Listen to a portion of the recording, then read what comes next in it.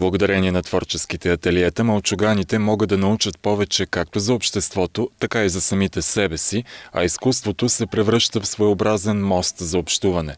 С помощта на музиката, танца, рисуването или словото, децата от рисковите групи откриват нови начини за самоизява, натрупват нови впечатления и познания.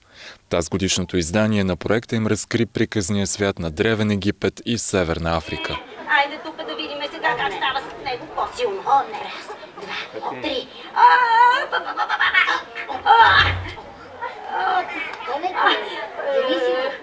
30 млади артисти от България, Германия и Дания им разкриха красотата и значението на изкуството в специалните ателиета за танци, музика, игри с маски и кукли.